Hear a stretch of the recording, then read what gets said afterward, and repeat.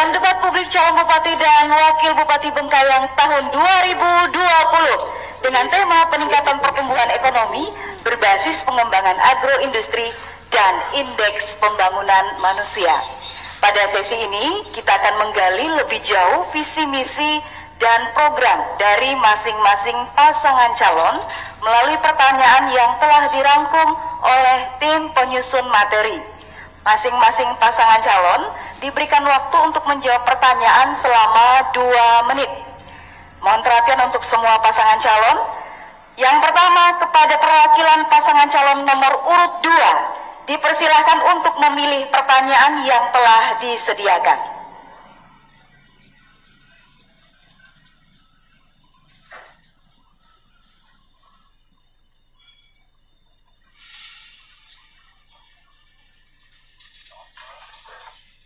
Baik, bersiap untuk pasangan nomor urut 2. Pertanyaannya adalah, dalam 3 tahun terakhir pertumbuhan ekonomi Kabupaten Bengkayang cenderung melambat dan menurun dari 5,62% tahun 2015 menjadi 5,23% tahun 2019. Dan tahun 2020, pertumbuhan ekonomi Kabupaten Bengkayang akan mengalami kontraksi atau tumbuh negatif. Selain pertumbuhan ekonomi yang menurun, jumlah penduduk miskin masih ada 17.690 jiwa atau 7,0%, dan pengangguran sebanyak 3.506 jiwa atau 2,7%. Pembangunan yang berhasil adalah pembangunan yang ekonominya tumbuh tinggi disertai dengan tingkat kemiskinan dan pengangguran serendah mungkin. Pertanyaan untuk nomor urut 2. Jika saudara terpilih sebagai Bupati dan Wakil Bupati Kabupaten Bengkayang, strategi pembangunan yang bagaimana yang ditawarkan untuk memajukan daerah sekaligus mensejahterakan masyarakat Kabupaten Bengkayang? Waktu Anda menjawab 2 menit dimulai dari Anda berbicara. Baik, terima kasih. Memajukan desa, memajukan daerah.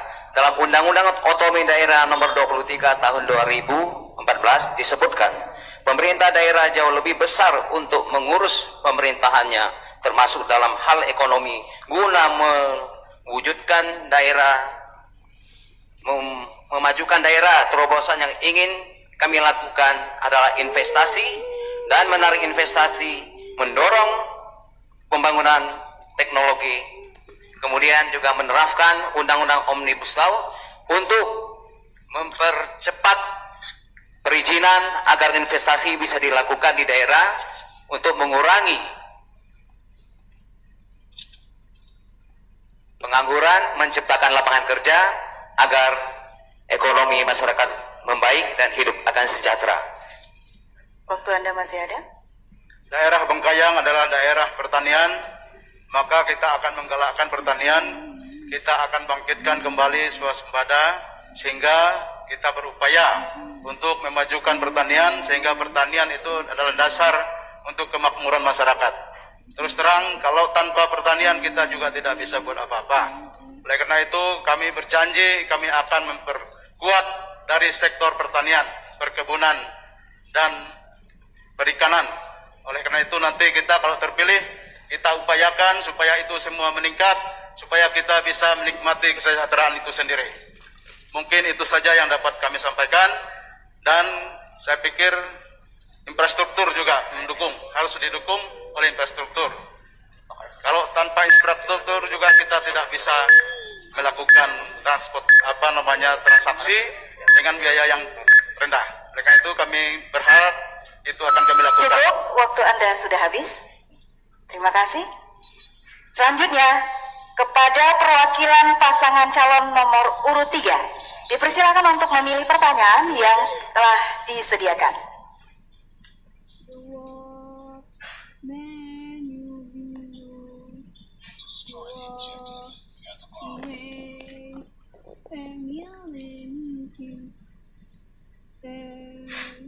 Masih disegel, pasangan nomor urut 3 bisa dilihat.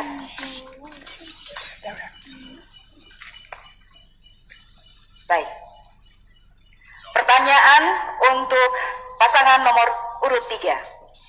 Sebagaimana kita ketahui bersama bahwa Omnibus Law merupakan strategi reformasi regulasi yang bertujuan untuk memangkas, menyederhanakan, dan menyelaraskan banyak peraturan perundang-undangan, sehingga diharapkan dapat terwujud regulasi yang akomodatif dan progresif dalam rangka meningkatkan iklim dan daya saing investasi, serta menghadirkan perubahan ekosistem ketenaga kerjaan yang lebih baik.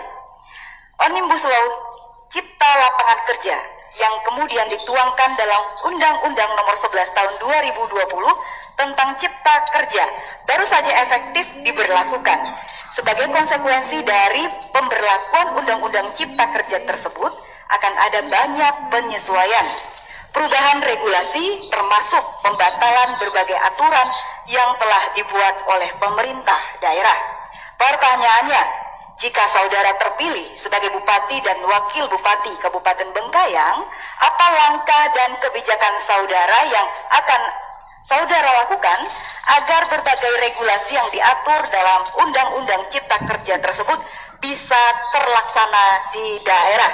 Waktu Anda menjawab 2 menit dimulai dari Anda berbicara.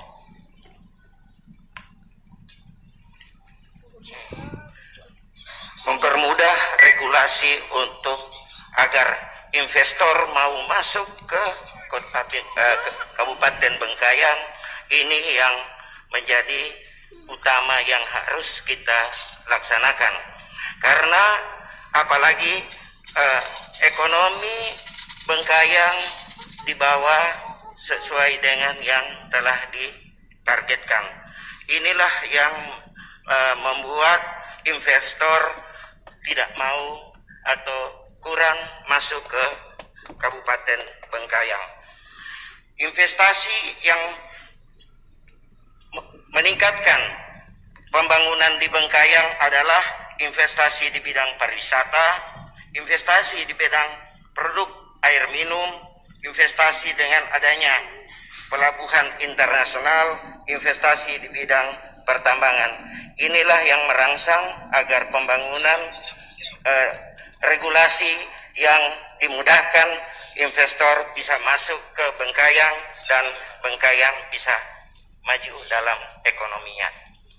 Waktu Anda masih ada, silakan. Mewujudkan pendapatan daerah yang bersumber dari sektor perkebunan kelapa sawit, mengoptimalkan program sosial perusahaan perkebunan kelapa sawit untuk kesejahteraan rakyat sekitar, pertumbuhan kegiatan ekonomi di sekitar perkebunan dengan bertambahnya warung-warung makan dan kopi, rumah kos, kontrakan dan sebagainya, mendorong masyarakat berwirausaha dengan memberikan pembinaan berkelanjutan kepada pelaku dan kelompok pengusaha, penguatan BUMDes secara efektif dan efisien. Cukup, waktu Anda habis. Berikutnya kepada perwakilan pasangan calon nomor urut 4, dipersilakan untuk memilih pertanyaan yang telah disediakan.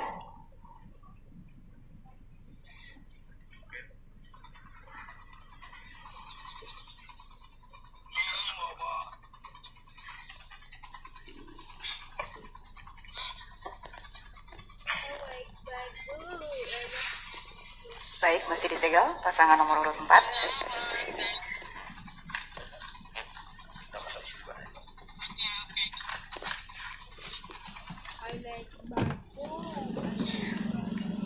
Pertanyaannya adalah untuk pasangan calon nomor urut 4.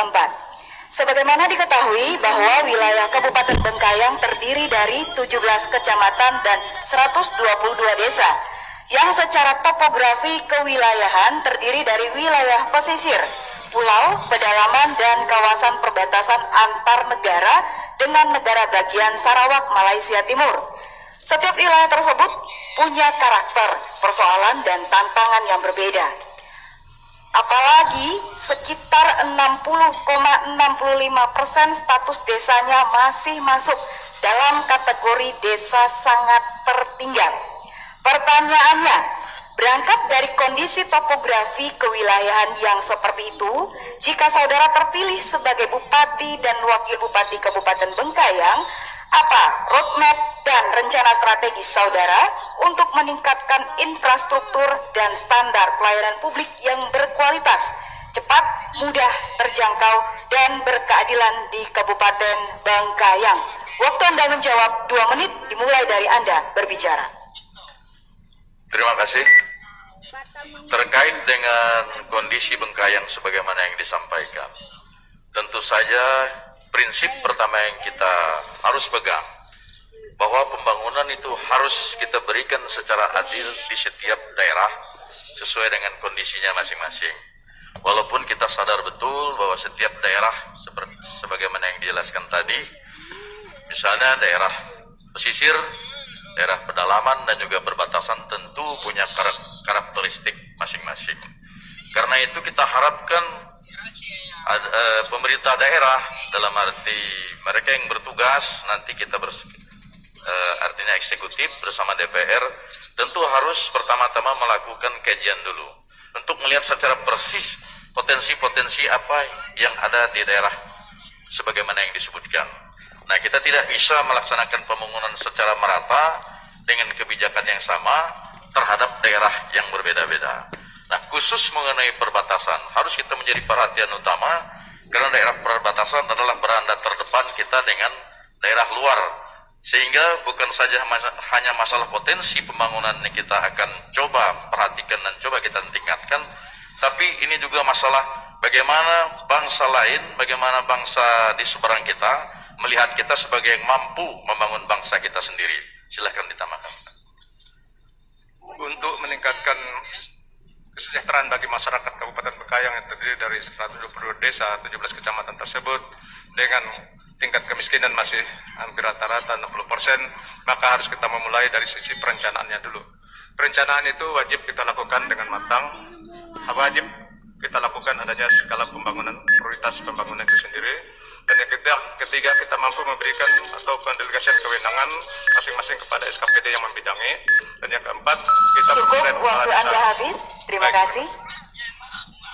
Selanjutnya kepada perwakilan pasangan calon nomor urut 1 dipersilakan untuk memilih pertanyaan yang telah disediakan.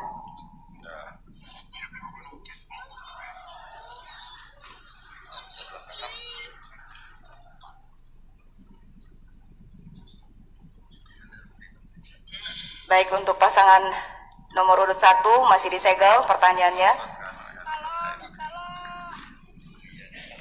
Bersiap untuk pasangan nomor urut 1.